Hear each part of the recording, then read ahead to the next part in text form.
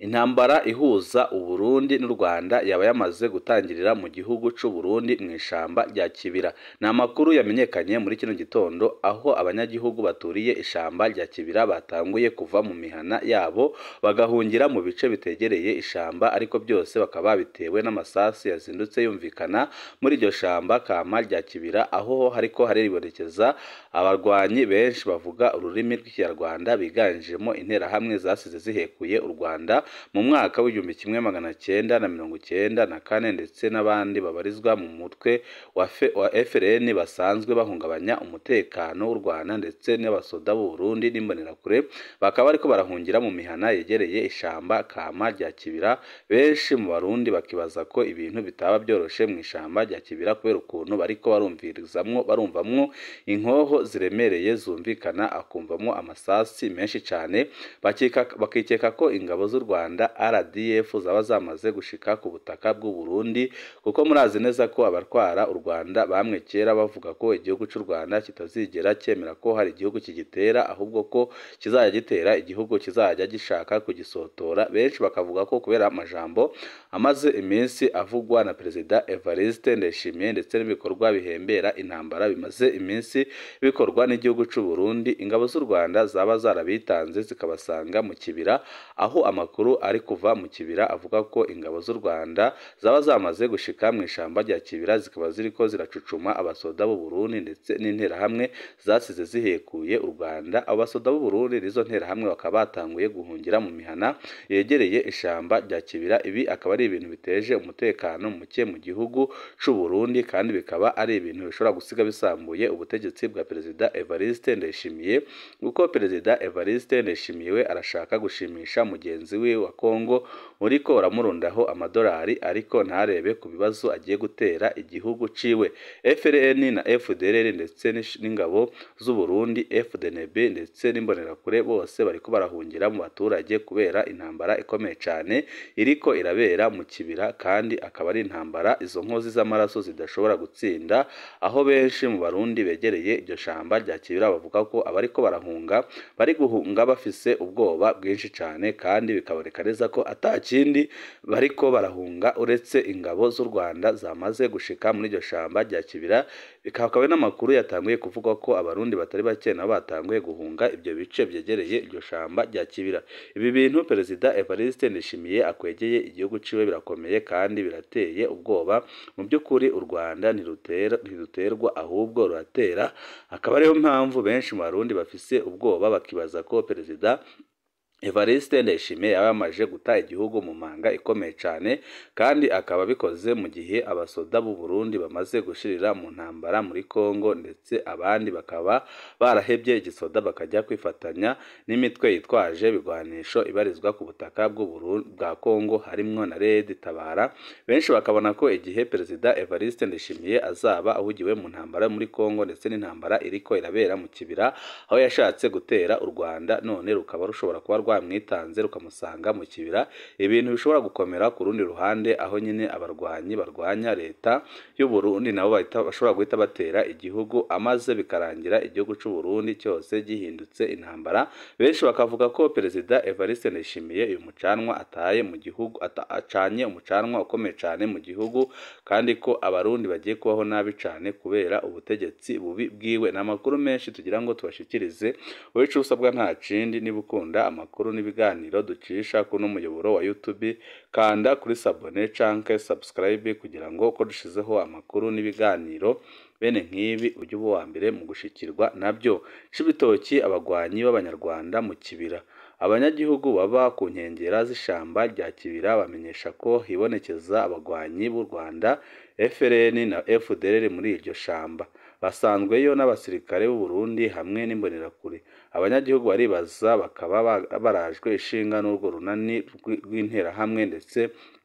n'abakora n'inkozi z'amaraso zo mu Burundi imbonerakure benshi bavuga ko ibintu biriko birategurirwa muri iryo shamba rya Kibira biteye ubwoba ariko abanyagihugu bakaba bafise amakenga kubera amasase bazindutse bumva aramukira yumvikana mw'iryo shamba kandi bakabona hari abarwanyi baturuka muri FRN ndetse na FDLR ndetse n'ingabo z'u Burundi n'imbonerakure batanguye guhungira mu banyagihugu aho hari n'amakuru avuga ko abarundi batari bake begereye iryo shamba batanguye guhungira mu bice bitandukanye begereye iryo shamba kubera ukuntu babona ko intambara yabigiye gufata undi murindi bakikeka ko ingabo z'u Rwanda RDF zaba zamaze gushika ku butaka bw'u Burundi. Ubujejwe ibikorwa bya gisirikare avuga ko abanyagihugu batazi gutandukanya abasirikare n'abaroberi ariko mu by'ukuri ni uguhisha ibiriko biraba kuko mu ishamba kama rya Kibira biraboneka neza ko atamutekano uhari kandi biraboneka neza ko ibintu bishobora kuba byakomeye cyane nyuma yaho imbonerakure intera hamwe ndetse n'aba FRN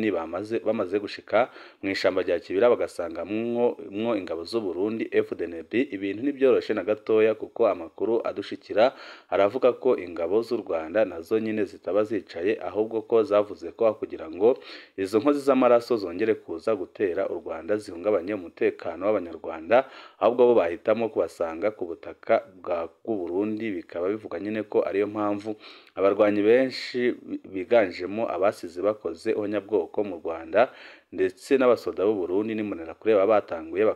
guhunga bakava muri iryo shamba rya Kibira bakaza mu micungararo y'iryo shamba. Abashinga intahe bavuga ko hari abantu bavuga ururimi rw'Ikinyarwanda bibonekeza mu ishamba cimeza ry'Ikibira bateye ubwoba abanyagihugu bo ku mitumba ya Rutorero, Gafumbegeti, Gasebeyi na Ruhororo, Bumba, Ndora, Mbyaye na Bihembe mu makomine ya Mabayi na Bukinanyana mu ntara c'Ibitoki uburaruko bushira uburengero bw'u Burundi. Iyo mitumba tuvuze akaba ariho abasoda b'u Burundi bifatikanije n'intera hamwe bariko barahungira kuko mu ishamba kama rya Kibira ibintu bitoroshe na gatoya kandi abasoda b'u Burundi bakaba baramaze gutahura ko intambara bariko bararwana batari ko barazirwana ku neza y'igihugu ahubwo bariko barazirwana ku nyungu za Perezida Evariste Ndayishimiye ndetse n'akandi karwi gato cyane karongoye igisirikare c'u Burundi akaba ariyo mpamvu abasoda ndetse batanguye guhunga nyine bavuga ko kugira ngo bicwe n'ingabo z'u Rwanda RDF bahitamo guhunga bagahungira mu banyagihugu nk'uko bikunze no kugenda aho abasoda b'u Burundi bataye urugamba mu gihugu ca Kongo bakabona ko kugira ngo bicwe na M23 ataco bazira bapfuma bakagaruka mu gihugu ubu ngubu bakaba bapfunzwe abandi bakaba barishwe ndetse akaba n'abandi batari kubaremera kujya muri Kongo ariko bagahitamo kubica kuko ubutegetsi bw'u Burundi ni bubi cyane buriko burakora ibikorwa bibi kandi biteye ubwoba. Ubw'intahe zitandukanye zitangwa n'abanyagihugu begereye Ikibira abo bagwanyi b'abanyarwanda baharubwa mu majana menshi baherekejwe n'imbonerakure abanywanyi b'umuhari w'urwaruka rwa CNDD-FDD n'abasirikare b'u Burundi baje gucumbika muri iryo shamba bavuye muri Repubulika Iharanira Intwaro Rusange ya Kongo. N'abagwanyi ba FRN hamwe n'intera hamwe FDLR zasize zihekuye u Rwanda mu mwaka w'1994 aho haba jenoside yakorewe abatutsi n'ubu izo ntera hamwe FDLR ndetse na FRN zikaba zirota n'ubundi kuza kugumya guhekura u Rwanda. Intumbero yabo no kugira ibitero ku Rwanda kugira ngo bigarurire icyo gihugu bavuye ku butaka bw'u Burundi ikirindiro cabo. Bivugwa n'isoko mu gisirikare tashimye kwivuga izina. Amakuru akomeye twahawe n'umwe mu ntwazangabo kandi ikomeye cyane ikorana na Perezida Evariste Ndayishimiye kandi ikabikorana n'iperereza rya gisirikare yatubwiye ko abarwanyi ba FDLR izo ntera hamwe nyine ndetse na FRN bariko barakora ibishoboka byose kugira ngo bahindure ubutegetsi bwa Kigali nk'uko n'umukuru w'igihugu c'u Burundi General Evariste Ndayishimiye aherutse kubitangariza mu gihugu ca Kongo aho avuga ko agiye gukora ibishoboka byose akifatanya n'urwaruka rw'u Rwanda kugira ngo bakureho ubutegetsi bubi ubutegetsi burongowe na nyakubahwa Perezida General Paul Kagame benshi bavuga ko ari umuperezida uhambaye cyane kandi wakoreye byinshi abanyarwanda ahubwo ko babona ko ibyavuzwe na Perezida Evariste Ndayishimiye bireba u Burundi bitareba u Rwanda kuko u Burundi nibwo biri mu bazo bitandukanye kandi bikomeye kugeza naho ifaranga ry'igihugu ryakorotse ku rugero rutarigera rubaho rikaba ryarataye agaciro kugezaho idolari rimwe ry'amanyamerika rivunja amafaranga y'amarundi 5,000 ibitari bitarigeze bibaho mu mateka y'u Burundi n'igihe igihugu cyari kiri mu ntambara cyangwa se igihe ubutegetsi bwa Nkurunziza bwari bwarafatiwe ibihano n'amakungu. Abarwanyi ba FRN hamwe n'interahamwe FDLR intumbero yabo ni ukugira ibitero ku Rwanda kugira ngo bigarurire ico gihugu bavuye ku butaka bw'u Burundi kirindiro cabo. Bivugwa n'isoko mu gisirikare itashimye ko kwivuga izina ku bw'umutekano wabo. Umuhinga muri kahise muri politiki y'akarere k'ibiyaga binini asigura ko kutumvikana kuri hagati y'ubutegetsi bwa Kigali na Gitega bisigura ku ruhande rumwe igituma ubutegetsi bw'Igitega bushigikira abaroberi bo mu gihugu cibanyi co mu buraruko. Kubw'uwo muhinga muri kino gihe hari icuka hagati y'ibyo bihugu bibiri kivuye ku ntambara yo muri Kongo ihuza Kinshasa na M23. Ubutegetsi bwa Gitega buriko burafasha bikomeye mugenzi wabwo wo mu burengero. Ubutegetsi bwa Gitega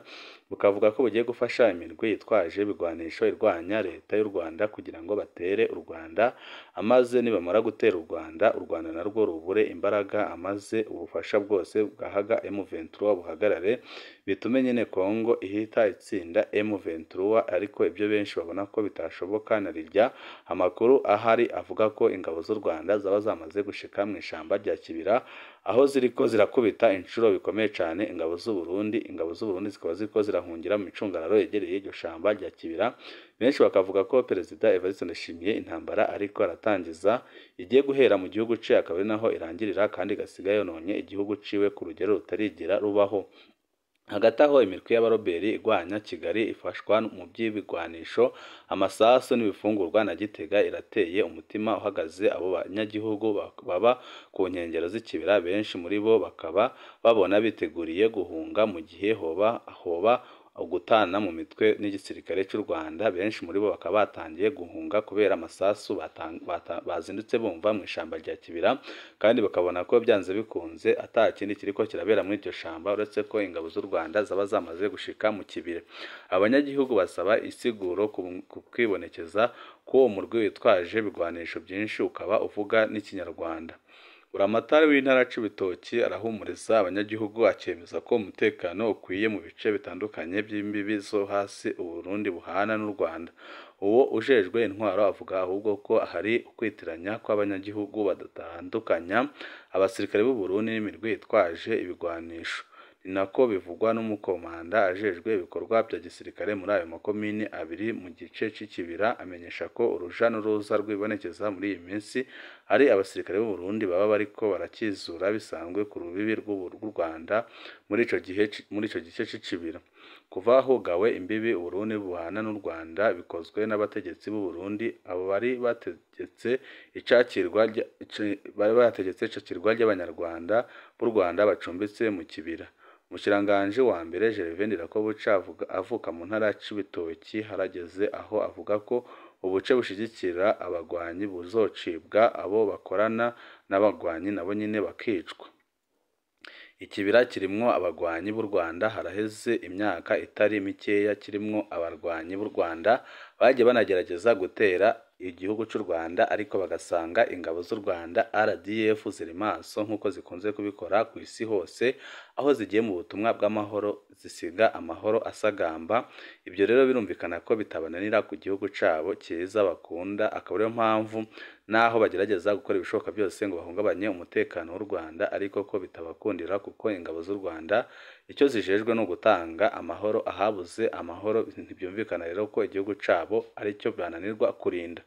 Ku nshuro nyinshi imbere y'uko haduka uruhagarara hagati y'ibyo bihugu bivukanye byo mu karere k'ibiyaga binini bya Afurika, abajejwe umutekano muri ibyo bihugu bibiri cyane cyane abo ku mbibi barahuye kugira ngo bavugane uburyo bwo kurwaniriza hamwe iyo mirwi yitwaje bigwanisho ibangamiye ibyo bihugu bibiri mu gukoresha ubutaka bw'igihugu kibanye. Ibyo byatumye habaho guhanahana abagwanyi mu bice mu minsi itandukanye,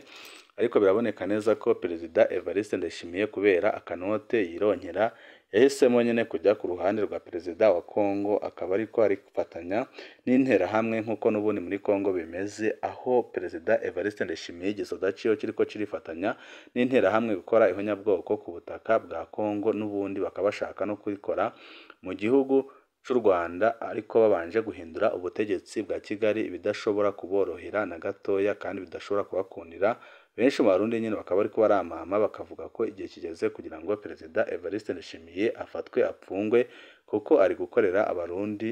ikibazo gikomeye cane kandi ariko arabata mu magorwa akomeye cane. N'amakuru tuzajya tubashikiriza umwanya n'umwanya uko tuzajya tumenya bishasha byose nyine mukabikurikira kuri ino mboneshakure imwe rudende idushikiriza inkuru n'ibiganiro utaronka ahandi. Shiramatsiko TV. Ibihe byiza nibyo ndabipfurije banywanyi bacu.